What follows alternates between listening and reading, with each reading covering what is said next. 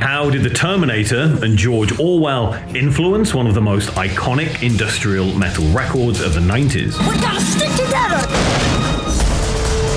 Not only did they impact industrial metal, but they also delved into death metal and groove metal with their breakthrough album in 1995. Part of our evolution is Fear Factory. They appeared on the soundtrack to one of the coolest games of all time, and also based an album on the destruction of Los Angeles. Outrage is followed by deadly violence in the smoke-filled streets of Los Angeles, California. And how did lawsuits, bankruptcy, and backstabbing destroy the legacy? This is Demanufacture, the story of Fear Factory.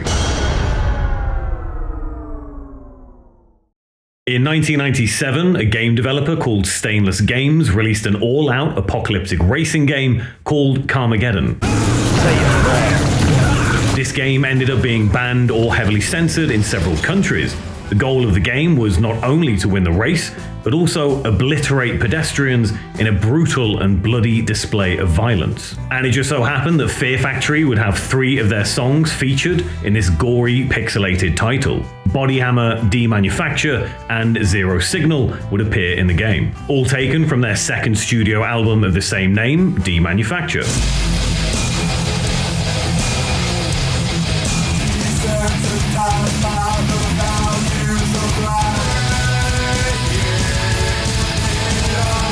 Fear Factory would also have songs featured in games such as NFL Extreme, Test Drive, Demolition Racer, and even Cool Borders. This was a pretty common occurrence around the late 90s and early 2000s for many alternative bands, having their music featured in video games. One personal favorite of mine was Sean Palmer's Pro Snowboarder, released for the PlayStation 2. It featured Alien Ant Farm, Papa Roach, Static X, Spineshank, and even Pantera.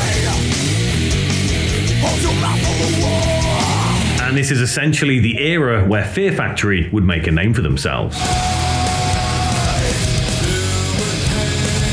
Fear Factory, though, struggled at first to get anywhere with record labels. They were recording countless demo songs and being rejected again and again. Bands that you probably never heard of, like Napalm Death and Morbid Angel, were really big, so we were trying to come up in that scene, but stand out at the same time. So our vocals were very aggressive, heavy stuff, and all of a sudden we had these beautiful melodic vocals. A lot of record companies were like, what the? Even record company guys were saying, what is this? We don't want this. We don't look at this as a product we could sell. So it took that one guy, the one A&R guy, to really believe in what we were doing and saw the future of the band. One of their early demos was actually recorded with the one and only Ross Robinson, the godfather of nu metal.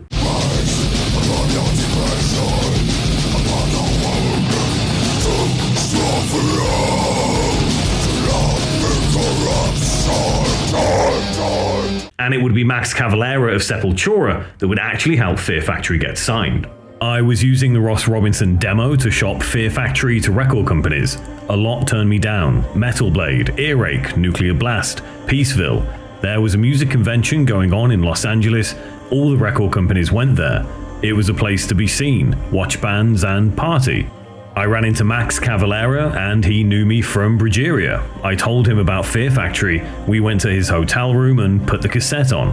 He said, "This is killer, I'm gonna keep it." It was my only copy. Max wouldn't give it back. I had to wrestle him on the hotel bed to get it back. Luckily, he told Monty Connor about it. That's pretty much how we got signed. Originally formed as Ulceration in 1989 and changing their name to Fear Factory in 1990. Within 2 years, they had managed to secure a deal with Roadrunner Records and release their first studio album, Soul of a New Machine.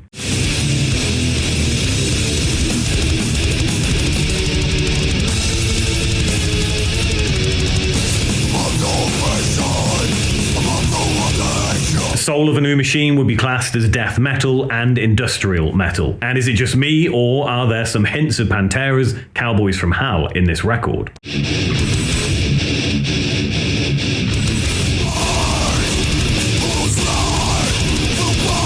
It kind of sounds like death metal Pantera. A year later, they would release their first EP, Fear is the Mind Killer, again via Roadrunner Records. This EP would be classed as industrial and death metal as well.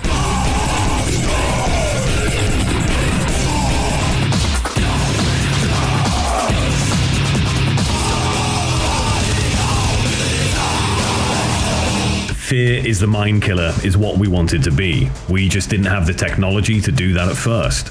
We didn't have the keyboard samples or the old school computers, so we tried to emulate the machine with guitars, bass, drums, and vocals. If you listen to old industrial bands like KMFDM or Ministry, they'd sample a metal riff and then loop it so it was the same riff over and over.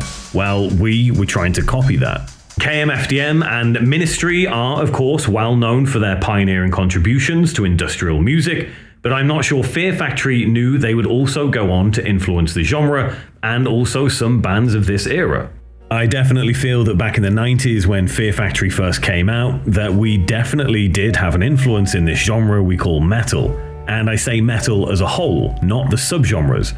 But definitely we influenced a lot of bands like Static X and many other bands after that. But I also feel that we've influenced a lot of bands to add melodic vocals, because at the time when we first came out in 1990, there wasn't really a lot of bands doing that. In fact, I can't think of any band that was doing that. So to combine the heavy vocals and the melodic vocals, even death growls and melodic vocals, there wasn't anybody doing that.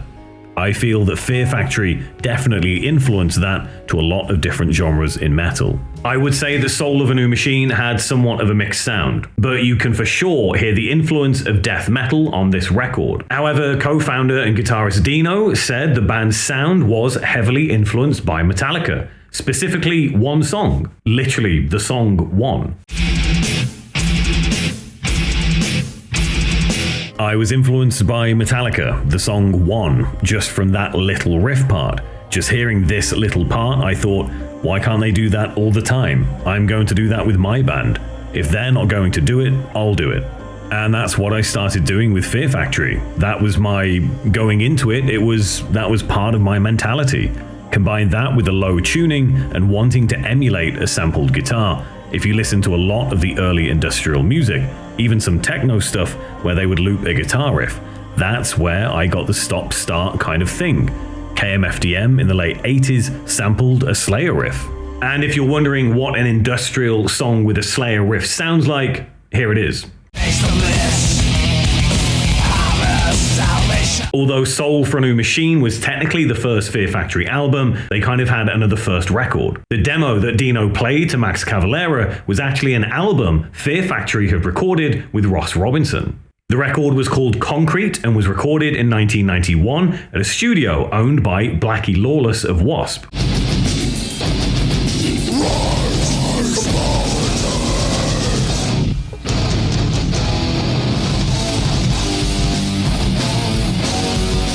Fear Factory and Robinson would eventually end up in a legal battle for the rights to the record. Robinson offered Fear Factory a record deal, but the band were advised to not sign it, and the album basically got canned.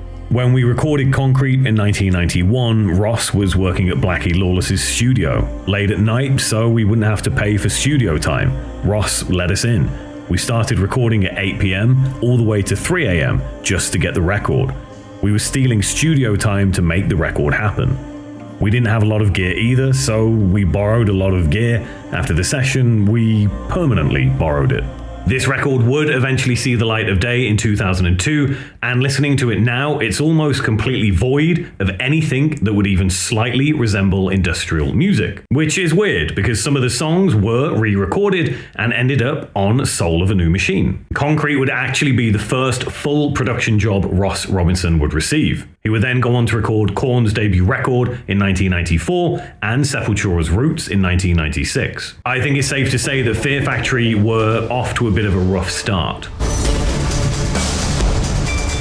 No real direction in terms of sound, or at least a slightly confusing one, and being royally screwed by the music industry before they even got anywhere. So actually, sounds like a pretty normal start to their career. Luckily for Fear Factory, they were about to release their career-defining record, Demanufacture. Why?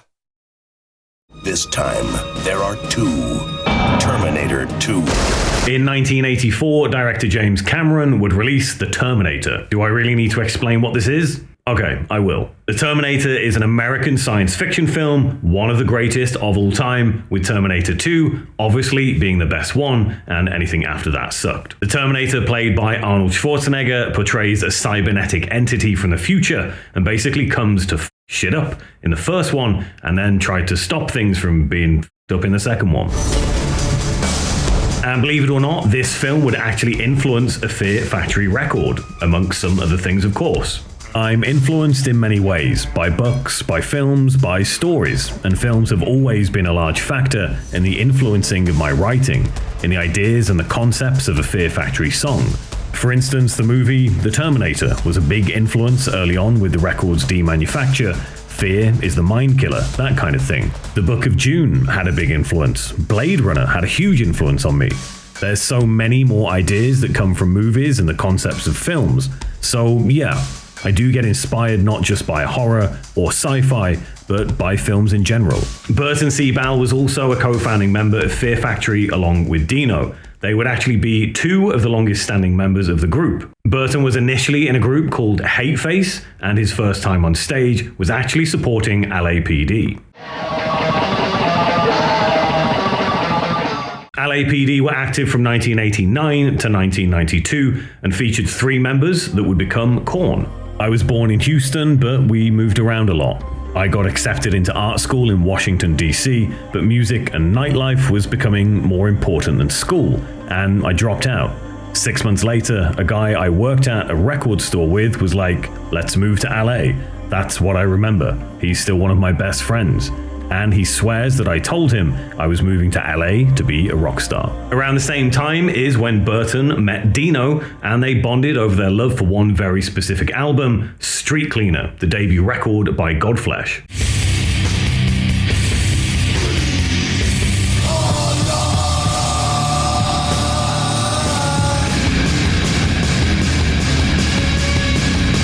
Godflesh are a pretty underrated band, or at least often overlooked, when it comes to industrial metal. All the glory seems to go to Ministry, which for sure some of it should when we're looking at industrial metal, but Godflesh absolutely deserve to be mentioned here. Go and listen to their 1992 record Pure and ask yourself why on earth this didn't get more attention and recognition.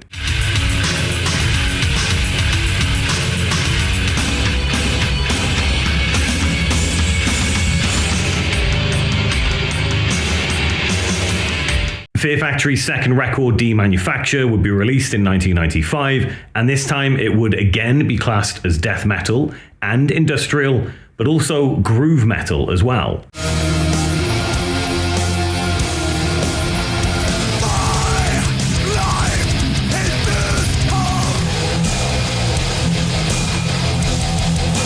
The artwork itself, I think is fair to say, is absolutely influenced by The Terminator.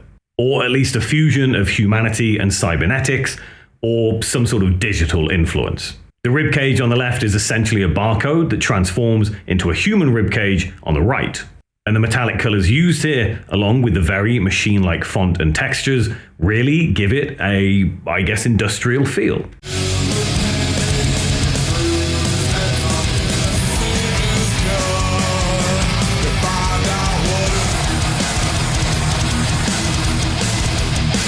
The sound is absolutely more polished and digital, you could say, compared to their previous work, heading more into the direction of a machine-like sound.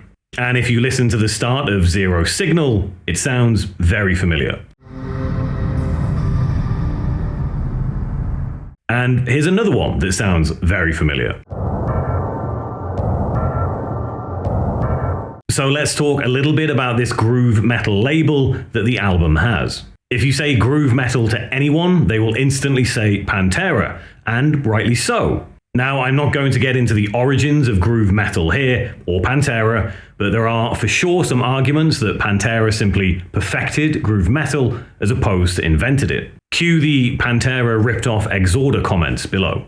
The obvious comparison here, to me at least, would be Replica, taken from the Demanufacture album. It absolutely screams Pantera, and by this point, Pantera had already released 2 of their biggest and most influential records. Cowboys from Hell in 1990 and Vulgar Display of Power in 1992.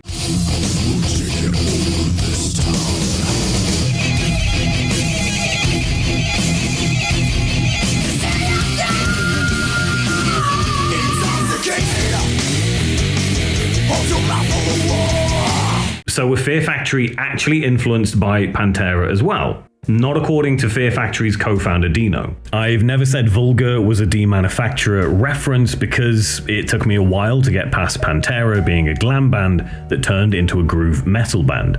I didn't really start to appreciate the band until far beyond. My playing was never influenced by Pantera because my style was already developed by the time I got into them. When Pantera was doing glam, I was listening to Slayer, Exodus, Death Angel, Metallica, Possessed, DRI, Death, etc. Whether or not Demanufacture was influenced by Pantera or not, we'll probably never truly know. But one thing we do know is that this record would become the defining sound for Fear Factory, and arguably their most popular and most influential within metal. 1995 in general was also just a pretty epic year for music. Death released Symbolic, one of my favorite Death records.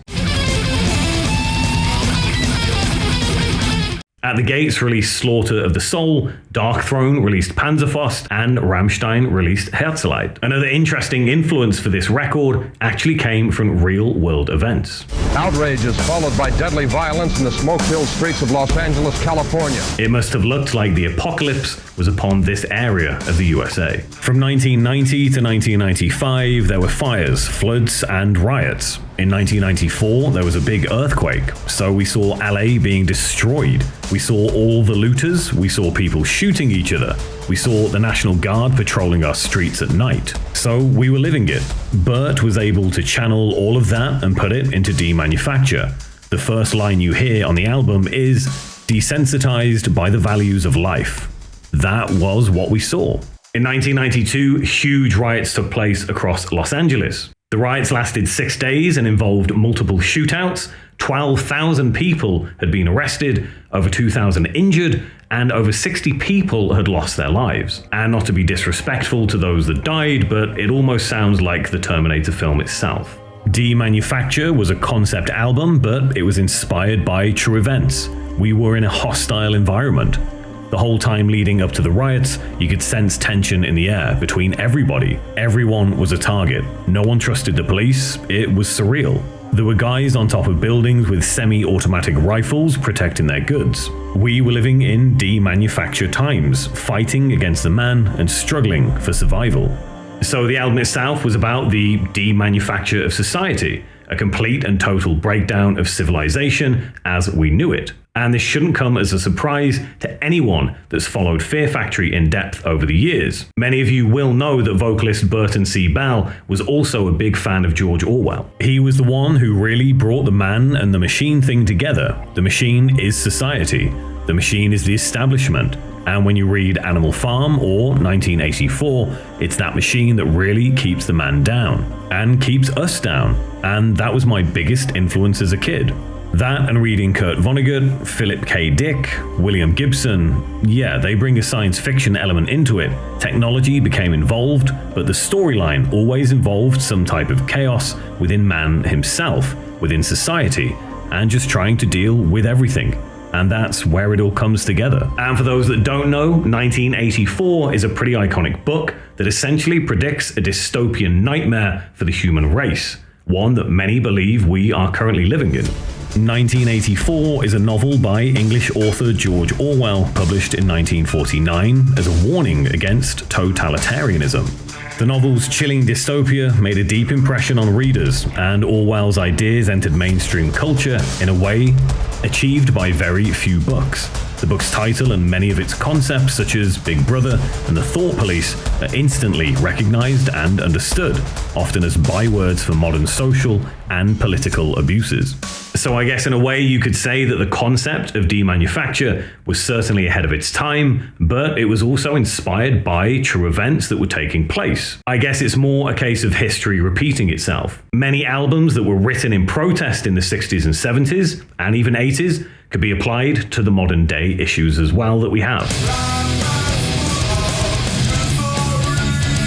But dystopia aside, Demanufacture put Fear Factory on the map and without doubt became one of the most iconic industrial records of this time period. Even Burton seems to think so. Demanufacture put us on the map. We were ahead of our time. What we did was raw and real and instinctive. That raw energy just wasn't for the mainstream, and I'm fine with that. I never wanted to be a mainstream artist. I wanted to be on the fringe and dangerous, and Demanufacture is still dangerous. I'm not sure I'd agree with it being a dangerous record. Unique, sure. Aggressive, absolutely. Regardless, it's definitely now a classic. Now, this is one thing that I find pretty interesting about Fear Factory. They do seem to have a very high opinion of their influence on metal music. They did for sure influence certain aspects of metal, but are they maybe taking it a little bit too far in their opinion of just exactly how much? Burton even stated that Linkin Park basically ripped off Fear Factory with their debut record.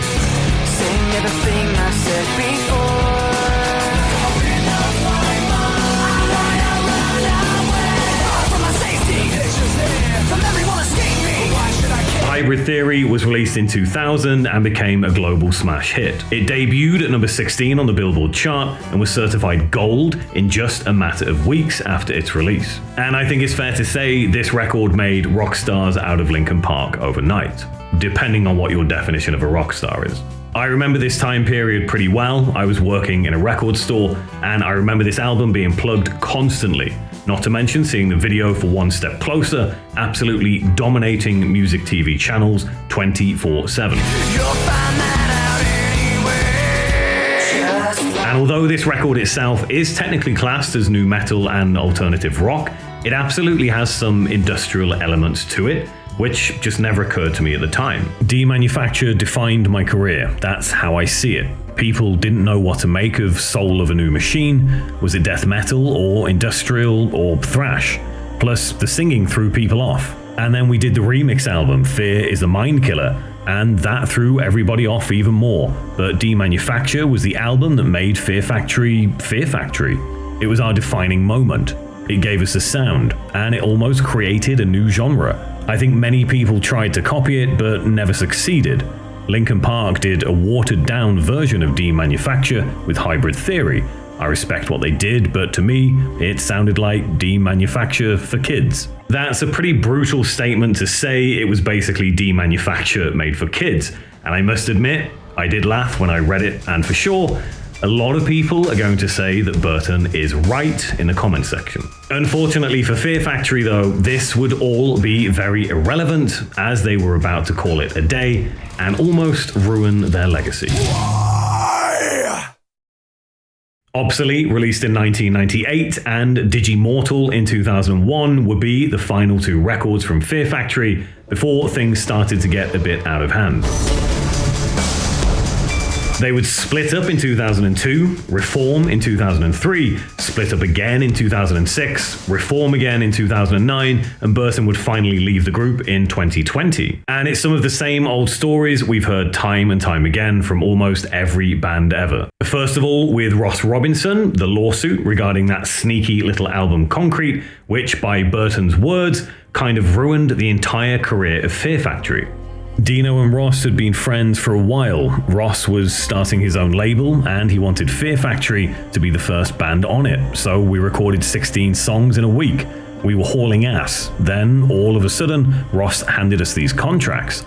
A friend of Dino's, who later became our manager, goes, "I wouldn't sign these." So Ross goes, "You can't have the album if you don't sign the contract."